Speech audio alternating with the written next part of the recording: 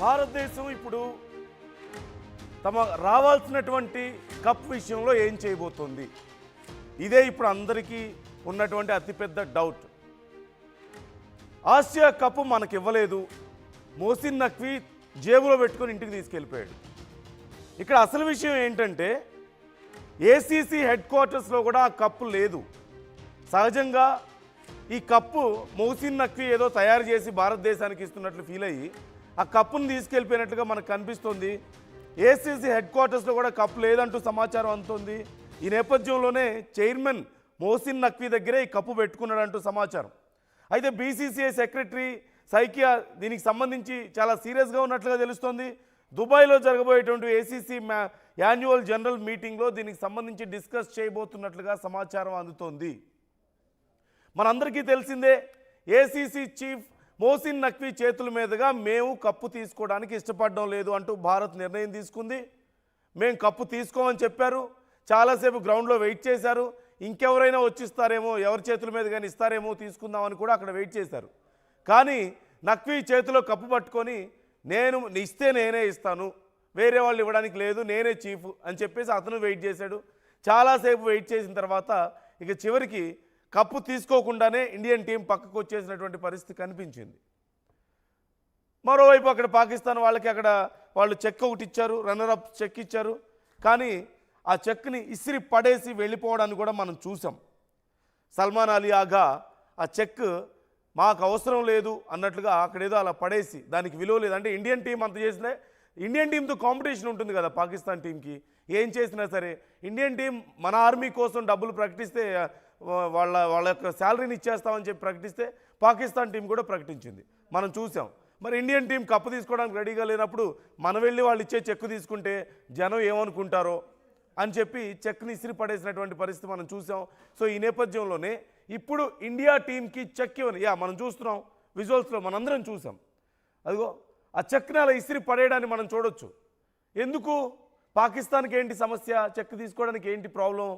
India తీసుకోలేదు కదా cup, so మనం కూడా తీసుకోకూడదు. ఇండియా ఏది చేస్తే అదే చేయాలి. ఇండియా వాళ్ళు డబ్బులు ఇచ్చారు కదా వాళ్ళ ఆర్మీకి, మనం కూడా ఇవ్వాలని చెప్పేసి నిన్న వాళ్ళ ఉగ్రవాదులకు డబ్బులు ప్రకటించారు.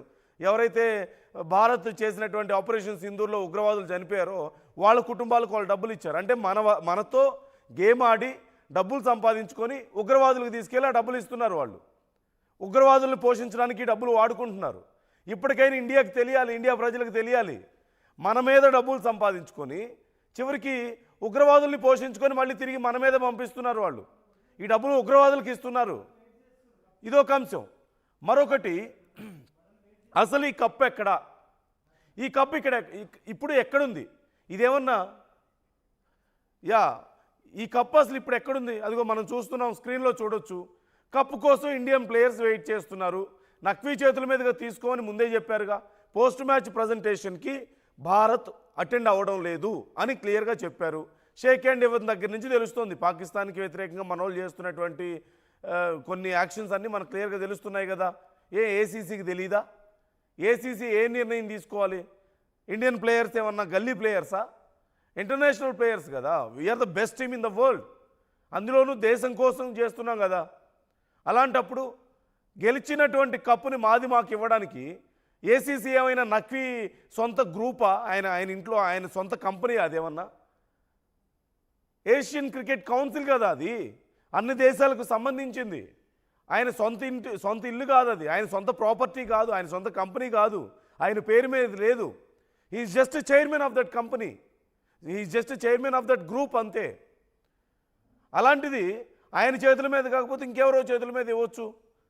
చైర్మన్ చేతుల మీద కాకపోతే ఏసీసీలో ఇంకెవరు లేరా ముఖ్యమైన వ్యక్తులు? వాళ్ళ చేతుల మీదకి ఇవ్వచ్చు. ఇండియా స్టాండ్ క్లియర్గా ఉంది కదా.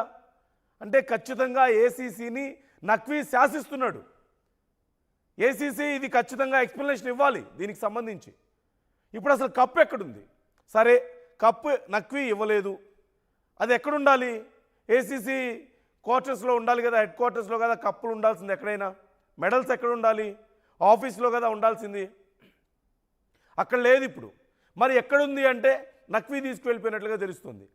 అసలు ఏసీసీ కప్ని, అంటే ఇంటర్నేషనల్ క్రికెట్లో ఇవ్వాల్సినటువంటి కప్పుని నఖ్వీ ఎలా తీసుకెళ్ళిపోతాడు? అదేమన్నా ఆయన సొంత ప్రాపర్టీయా?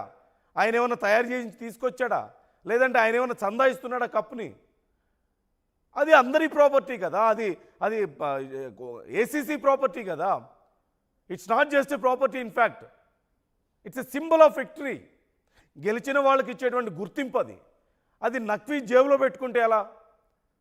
నక్వీ ఇంట్లో పెట్టుకుంటే ఎలా? అది ఏం చేసుకుంటాడు ఆ కప్పుని? అసలు ఇదేంటి? ఈ మానసికంగా ఇదేమైనా జబ్బా? అసలు ఈ ఆలోచన ఏంటి? అంటే ఇప్పుడేంటి, కప్పు కోసం ఇండియా వచ్చి అడుక్కోవాలా నక్వీని? అయ్యా మాకు కప్పు ఇవ్వండి, మాకు కప్పు ఇంపార్టెంట్ అని అడిగితే అప్పుడు నక్వీ వచ్చి సరే ఈసారి క్షమించేసా అని చెప్పి కప్పు ఇచ్చేస్తాడా? ఏం ప్రపంచానికి తెలీదా? ఇండియా పాకిస్తాన్కి జరిగిన మ్యాచ్లో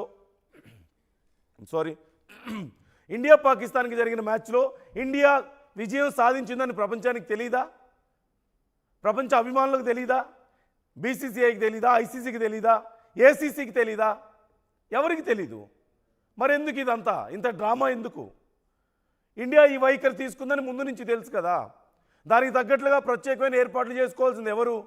ఆల్టర్నేట్ ఏర్పాట్లు చేసుకోవాల్సింది ఎవరు? ఏసీసీ.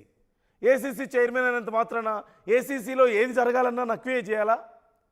అదేమన్నా ఆయన జేబు సంస్థ కాదు కదా. అసలు ఎందుకు ఇదంతా జరుగుతోంది ఒక్కసారి అర్థం చేసుకోండి. అసలు ఎవరు ఈ నక్వీ అని కూడా చాలామంది వెయిట్ చేస్తున్నారు, చాలామంది ఎతుకుతున్నారట. నక్వీకి అసలు క్రికెట్కి సంబంధం ఏంటి? ఏం క్రికెట్ బ్యాక్గ్రౌండ్ ఉంది నక్వీకి? Is just another person, is away from cricket. అలాంటిది క్రికెట్ని శాసించే స్థాయిలో, ఏసీసీని శాసించే స్థాయిలో నక్వీ అసలు ఎక్కడి నుంచి వచ్చాడు? ఇది కూడా చాలా పెద్ద చర్చ జరుగుతోంది. నక్వీ అనే వ్యక్తికి క్రికెట్కి సంబంధం లేదు. కేవలం రాజకీయ పార్టీకి సంబంధించినటువంటి, అక్కడ పాకిస్తాన్లో ఒక స్టేట్లో పంజాబ్లో రాజకీయ పార్టీగా ఉన్నటువంటి కుటుంబం నుంచి ఆయన వివాహం చేసుకోవడం వల్ల వాళ్ళ అమ్మాయిని, ఆ రాజకీయ పార్టీ బలం వచ్చింది.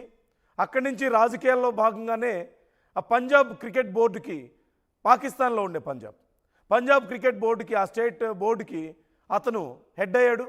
అక్కడి నుంచి డైరెక్ట్గా వచ్చి ఏసీసీ హెడ్ అయిపోయాడు. సో ఇది అతను వచ్చినటువంటి పరిస్థితి. కేవలం రాజకీయాలను ఉపయోగించుకొని, ఫ్యామిలీ బ్యాక్గ్రౌండ్ను ఉపయోగించుకొని. అతను ఏమైనా క్రికెటరా? అతనికి క్రికెట్ నాలెడ్జ్ ఉందా? అసలు క్రికెట్కి నక్వీకి సంబంధం ఏంటి ఇక్కడ? అతను చేసింది journalism. He was a journalist. ఆ తర్వాత సిఎన్ఎన్లో ఇంటర్న్షిప్ చేశాడు. ఆ తర్వాత సిటీ మీడియా గ్రూప్ అని ఒక మీడియా గ్రూప్ని ఏర్పాటు చేసుకున్నాడు పాకిస్తాన్లో. అలాగే ఒక రాజకీయ పార్టీకి సంబంధించిన కుటుంబం నుంచి, రాజకీయ పార్టీని ఓన్ చేసుకున్నటువంటి కుటుంబం నుంచి ఒక మహిళను పెళ్లి చేసుకున్నాడు. అక్కడి నుంచి